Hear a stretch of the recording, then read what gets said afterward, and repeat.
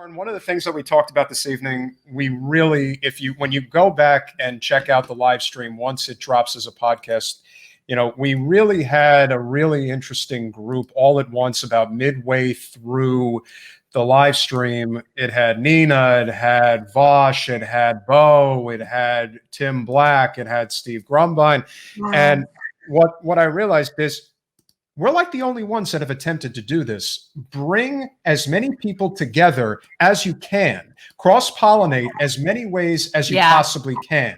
And I actually think that Marianne is one of the few people who's really talked about this issue, which is we really have to build as big of a nonpartisan labor movement coalition as we possibly can, because that is the only way we're going to win this. Yeah, this is the thing when people talk about like third parties and stuff. And I'm always thinking that so long as it's only a progressive, a leftist, a niche, a green, you're not going to get enough people for it to be a difference. We need a labor movement, and it needs to be left and right from a social sense. You need workers. Right. And that's where a lot of other countries, I think, are much more successful in dealing with workers' issues, is that they don't necessarily get caught up in these little, like these, I mean, you call them wedge issues, whatever you want to call them, but that's the kind of nonsense that we're stuck with here. And we don't really, that's why a third party can't be successful. You can, a green party in and of it, even just the name of it is like a, well, it's dividing. It's basically, well, it's people, it's a bunch of hippies and whatever it is. I don't know, like whatever the stereotype would be, just green, as opposed to a labor movement. And that is something that would be a broader appeal to more people. And that is the only way that a third party can be successful, is if it is a broad labor movement. That is my personal opinion. Yeah, and look, we're the only major country on earth that debates abortion. And look, I'm left as left. You know that. Like I'm left, but that's not serving us. No.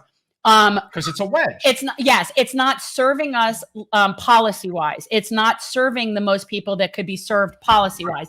And I really do believe that, and that's why these issues keep coming up, because it keeps us all. It looks like, according to John, this has been a very successful fundraiser, which is obviously a great sign. Definitely having frosty beverage at next month's Taco Tuesday. Well, there you go. I think. Have you heard of Taco Tuesday?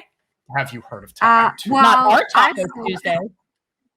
We do the first Tuesday of the month. We do Trash and Taco Tuesday, and we do a cleanup at the beach, and then I get everybody tacos.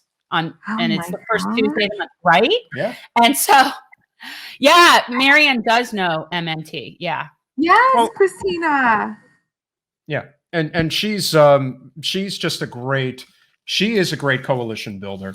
And I know a lot of people, when they first heard her on the debate stage, were like, "Oh, this kooky lady with the crystals, and she's saying love and this and that." I'm like, yeah, maybe, they don't understand, but you don't really understand that. Nobody becomes Oprah's guru unless they know a thing or two about how to reach people in a way that most people are not reaching people.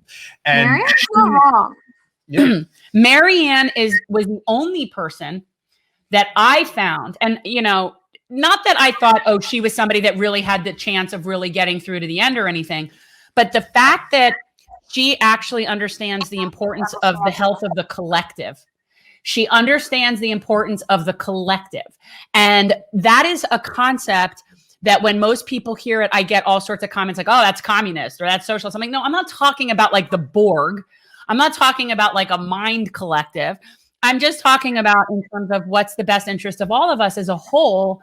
And Marianne really understands that. And that is one of the things about reparations where she and I completely agree. I do not think that we can progress as people until we deal with what has happened in this country and what we have done to people. And I think we have to deal with that. And the only way to do that is through reparations. Now, what that looks like is different I know it's not like a one thing, but we're not moving forward. I'm sorry, until we address this issue. We're just not. It's a justice issue and it's not going away. And the more we try to gloss over it, I just think oh, thank you, oh, good God. Hilltop Ironworks.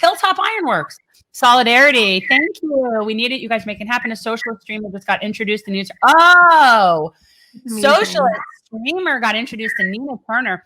Well, Nina's a social democrat, so that makes sense. I mean, Nina believes in social policies and helping, but Pay it forward. I Always- really think always the pay it forward. collective is key. Have to. And until people understand, we cannot move forward as people until we address the things that we've done wrong. And dealing with reparations is a huge part of that. Thank you. Thank you, Scott Proctor. And so that's really what this is about in terms of, I feel, us with generating information. That's one of the big things that we do is educate and information. And people don't really understand. They're like, well, I didn't own any slaves. My family didn't, until people recognize we are all the recipients and beneficiaries of a slave society and a white supremacist society, we're not going to move. Like, I just feel like we're stuck. Yeah. I think people, she was the one person in the presidential debate. Whenever Flint came up, she is like, no wonder nobody votes for any of us. Yeah. Because nobody does anything. Flint, the people of Flint are still drinking lead today. Yep. Today. 2020. And Jordan can't even get the news to cover it. Why would Jordan, they vote for any of us? No. No, and that again is and that's the biggest problem. Oh, is, see, again, how do you say that? Macaque, the snow monkey. That's what I was talking about. Thank you, Ricardo, the Lionhearted, about that. Looking up my snow monkey. One of our found on 3 of the 4 main Japanese islands. My grandma's from Kyushu. Oh, that's really? cool. Kyushu, that's how you say it? Kyushu. Yeah. Yeah, no, I would just go there and eat. Probably. If I'm going there, I'm making 2 trips. I'm doing Japan and I'm doing Australia. So once you get to that part, that's the other side of the world. Oh, it is kind of true. Once you're going that far, Australians travel like that. They go south in the Pacific, north and south on the Pacific. But once you cross the Pacific, you might as well make use of the whole.